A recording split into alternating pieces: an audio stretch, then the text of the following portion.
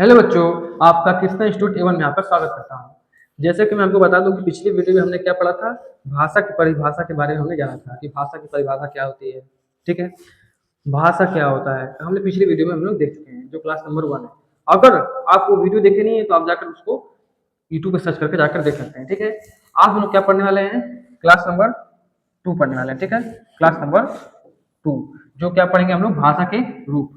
Class number second में क्या पढ़ेंगे, भाषा के रूप क्या होते हैं, इस वीडियो के माध्यम से हम लोग जाने वाले हैं। ठीक है, अगर मेरे चैनल पर नए हैं तो मेरे चैनल को क्या करें, लाइक करें, शेयर करें एंड सब्सक्राइब करें। तो आइए देखते हैं भाषा के रूप। ठीक है, भाषा के रूप देखिए क्या दिया है। भाषा का प्रयोग हम मुख्यतः बोलकर, लिखकर करते हैं। इस प्रकार प्रयोग के आधार पर भाषा के दो रूप होते हैं।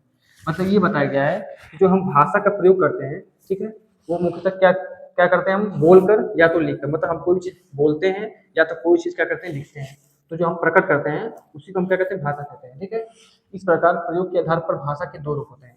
अगर हम बात करें कि भाषा के कितने रूप होते हैं, तो दो रूप होते हैं। कौन कौन से, एक होता है मौखिक, एक होता है लिखित। ठीक है, तो सबसे पहले हम लोग क्या जानेंगे, लिखित, मौखिक जानेंगे। उसके बाद क्या करेंगे हम लोग, लिखित जानेंगे। देखिए मौखिक को इंग्लिश में क्या कहते हैं, ओरल कहते हैं। ठीक है, और लिखित को इंग्लिश में क्या कहते हैं, रिटन कहते हैं। तो सबसे पहले जानेंगे कि मौखिक भाषा क्या होता है।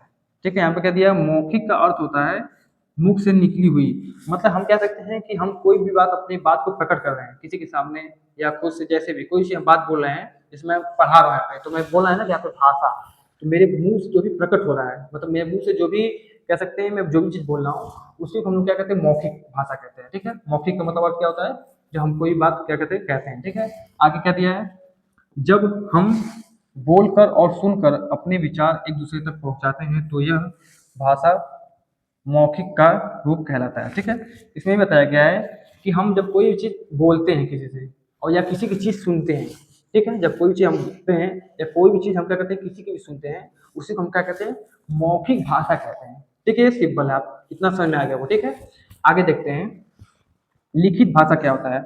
लिखित का अर्थ होता है लिखा हुआ। मतलब हम कोई भी चीज क्या करते हैं, लिख कर प्रकट करते हैं, तो हम क्या कहते हैं, उसको लिखित कहते हैं। लिखित का मतलब क्या हो गया कि हाँ मुझे, जैसे नहीं कहते हैं लोग कि हाँ लिखित मुझे दीजिए, मतलब लिख कर कुछ दीजिए मुझे। हाँ ठीक है, तो लिखित का मतलब अर्थ क्या होता है, लिखा हुआ कोई चीज। तो ठीक है, आगे क्या दिया है, जब मनुष्य अपने मन के भाव को लिख कर या पढ़ कर व्यक्त करता है तो वह भाषा का लिखित रूप होता है। ठीक है, मतलब इसे ये बताया गया है कि जब हम अपने मन के भाव को लिख कर, मतलब हमारे मन में जो भी भाव हो रहा है, जैसे मैं कह सकता हूँ कि मान लीजिए मुझे भाषा की परिभाषा के बारे में लिखना है, तो मैं अपनी भाषा के बारे से मेरे मन में जो भी चीज आ रहा है मैं लिख रहा हूँ। ठीक है, उसके बाद क्या दिया है, उसी चीज को मैं पढ़ रहा हूँ, उसी को हम लोग क्या कहते हैं, लिखित भाषा कहते हैं। इतना समझ में आया होगा। ठीक है, देखिए यहाँ पे देखिए आपका डायग्राम भी दिया है। ये देखिए मौखिक है, देखिए दो लड़के क्या कर रहे हैं, अपने आपस में क्या कर रहे हैं, बात कर रहे हैं। ठीक है, ये जो मौखिक हो गया, इसको इंग्लिश में क्या कहते हैं, ओरल कहते हैं। ठीक, इतना समझ में आ रहा होगा। फिर यहाँ पे आगे जो ये लड़की बैठी है, ये क्या कर रही है, अपनी मन के भाव को क्या कर रही है, यहाँ पे कॉपी में, मतलब क्या कर रही है, प्रकट कर रही है, या जो भी है लैपटॉप में जैसे पढ़ रही है, अपने मन के भाव को क्या कर रही है, यहाँ पे इस कॉपी में लिख रही है कि हाँ ये चीज है, मैंने ये पढ़ा जो। ठीक है, इसी को हम लोग क्या कहते हैं, लिखित कहते हैं। इंग्लिश में क्या कहते हैं, रिटन कहते हैं। ठीक है, आगे देखते हैं। अगर इस वीडियो को ज़्यादा से ज़्यादा क्या करें, शेयर करें। ठीक है, अपने दोस्तों को, अपने भाइयों को, कि हाँ वो भी क्या करें, उनको वो भी पढ़ सकें। ठीक है, आइए देखते हैं भाषा के रूप। भाषा का मूल रूप मौखिक होता है, इसे सीखना नहीं पड़ता। देखिए मैं बता रहा हूँ कि भाषा का मूल रूप क्या होता है, मौखिक होता है। मतलब कह सकते हैं मूल रूप, मतलब हम कोई भी चीज़ क्या करते हैं, मुख से ही मौखिक, मतलब कोई भी चीज़ बात हम करते हैं, लिखित हर चीज़ नहीं करते हैं। मतलब हम ज़्यादातर क्या करते हैं, बात बोलकर कोई चीज़ हम काम करते हैं। ठीक है, इसमें बताया गया है। देखिए एक होता है मातृभाषा। ठीक है, मातृभाषा क्या होता है, मातृभाषा का मतलब ये होता है कि हम, जैसे भारत है तो भारत के लोग ज्यादातर क्या करते हैं, हिंदी बोलते हैं।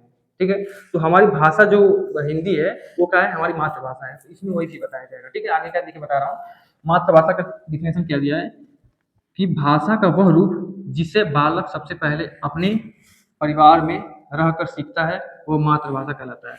जैसे मैं बता रहा हूँ कि आप जैसे छोटे रहे होंगे, तो अपने कह सकते हैं कि अपने घर में जो भी चीज़ बोला जाता है तो आप उसको क्या करते हैं, सुनते हैं कि हाँ इस तरह बात किया जा रहा है हिंदी में, जैसे भी मराठी में, जैसे जैसे जो भी कल्चर में जो भी आदमी कह सकता है जन्म लेता है, तो वो आदमी सोचता है, तो जो अपने घर से जो भी चीज़ सीखता है, अपने परिवार से जो भी सीखता है, उसी को हम लोग क्या कहते हैं, मातृभाषा कहते हैं। ये ठीक है, क्योंकि देखिए भारत में हिंदी बोला जाता है, तो हिंदी हमारे क्या है, मातृभाषा है। ठीक है, आगे क्या दिया है, हिंदी भाषा की राजभाषा के रूप में मान्यता तथा स्वीकृत भाषाएं 14 सितंबर 1949 को भारत सरकार ने हिंदी को राजभाषा घोषित किया।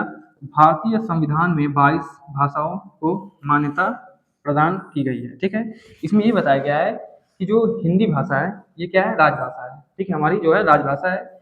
और ये जो सरकार जो कह सकते हैं कि 14 सितंबर 1949 को भारत सरकार ने, ठीक है, मतलब 14 सितंबर 1949 को भारत सरकार ने क्या किया था, हिंदी को राजभाषा घोषित किया था।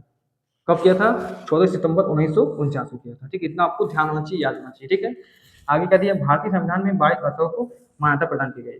मतलब कह सकते हैं कि जो हमारे भारत का संविधान है उसमें 22 भाषाएं जो है क्या की गई, मतलब शामिल की गई, कह सकते हैं कि प्रदान की गई है। ठीक है, अब देखिए आगे क्या दिया है। देखिए ये जो दिया है यहाँ पे क्या करें, बच्चे क्या करें, एक दूसरे से क्या करें, बात कर रहे हैं। ठीक है, आगे देखते हैं। आगे हम लोग भाषा के रूप में जानेंगे और भी चीज जानेंगे। देखिए हम लोग मातृभाषा जान गए। अब देखिए आगे क्या दिया है, भाषा के रूप में वे इस प्रकार हैं, जैसे हिंदी, असमिया, बंगाली। हिंदी जो हमारी मातृभाषा है, जिससे बहुत लोग ज्यादातर हिंदी बोलते हैं। असमिया जो तो असम की भाषा होती है। बंगाली जैसे जो कह सकते हैं पश्चिम बंगाल के लोग जो बंगाली भाषा बोलते हैं। गुजरात के लोग गुजराती बोलते हैं। ठीक है, आगे फिर क्या दिया है मैं बता रहा हूँ। ठीक है, इसी प्रकार से ये भाषा है। ठीक है, बोडो बोडो लोग बोडो बोलते हैं। ठीक है, इसी प्रकार से डोंगरी कहीं किसी की भाषा है। ठीक है, आगे दिया है, आगे दिया है आपका कन्नड़। कन्नड़ किसी तरह की भाषा है, कोई बोलता है। ठीक है, कोई कह सकते हैं किसी राज्य का। ठीक है, कश्मीरी, कश्मीरी जो कश्मीर के लोग बोलते हैं। ठीक है, आगे दिया है कोंकणी, कोंकणी भी एक भाषा है। पंजाबी जो पंजाब के लोग बोलते हैं, पंजाबी। ठीक है, उर्दू हो गया, उर्दू लोग लोग बोलते हैं, भाषा भी है। ठीक है, मैथिली हो गया। ठीक है, मलयालम हो गया, जो मलयालम के लोग बोलते हैं। मणिपुरी जो हो गया, मणिपुर के लोग बोलते हैं। ठीक है, मराठी हो गया, मराठी जो महाराष्ट्र, मतलब जो महाराष्ट्र है वहाँ के लोग मराठी बोलते हैं। ठीक है, हिंदी बहुत कम बोलते हैं, मतलब मराठी ज़्यादा बोलते हैं। नेपाल हो गया, नेपाल के जो नेपाली भाषा ज़्यादा बोलते हैं। ठीक है, उसके बाद उड़िया, उड़िया का मतलब कह सकते हैं उड़ीसा के लोग क्या करते हैं, उड़िया बोलते हैं। ठीक है, संस्कृत कोई कोई बोलता है। ठीक है, उसके बाद तमिल, तमिल जो है तमिल की भाषा होती है, तमिल। ठीक है, तेलुगु हो गया, संथाली हो गया, सिंधी हो गया। ठीक है, तो ये जो है क्या है, आप इसको जब कह सकते हैं जब इसको आप गिनती करेंगे तो ये 22 भाषाएं हैं। ठीक है, जो इसको क्या है, ये मान्यता मिली है। मतलब भारत सरकार ने क्या किया, मान्यता दी है।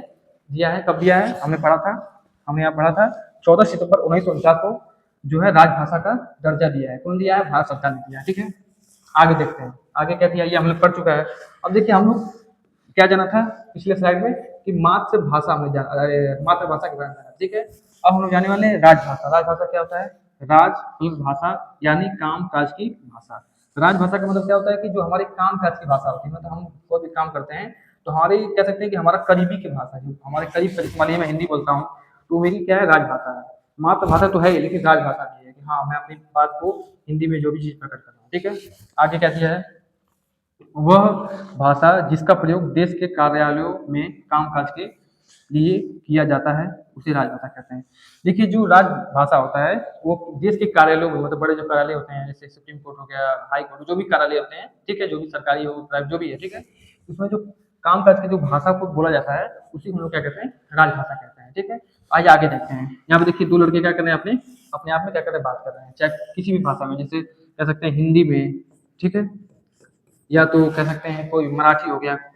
ठीक है, तो कह सकते हैं कि अलग अलग स्टेट में, हमारा जो भी भारत के जितने भी स्टेट है उसकी अलग अलग क्या है, भाषाएं। तो यहाँ पे जो लड़के हैं अलग अलग भाषा में जैसे ही बात कर रहे हैं, यहाँ पे जो आपका डायग्राम दिया हुआ है आप समझ में आ रहा होगा। ठीक है, आगे देखते हैं। आगे थैंक यू दिया है। ठीक है, मैं आशा करता हूँ कि ये वीडियो आपको अच्छा लगा होगा, आपको समझ में आया होगा। ठीक है, अगर मेरे चैनल पर नए हैं तो मेरे चैनल पर क्या करें, लाइक करें, शेयर करें एंड सब्सक्राइब करें। धन्यवाद।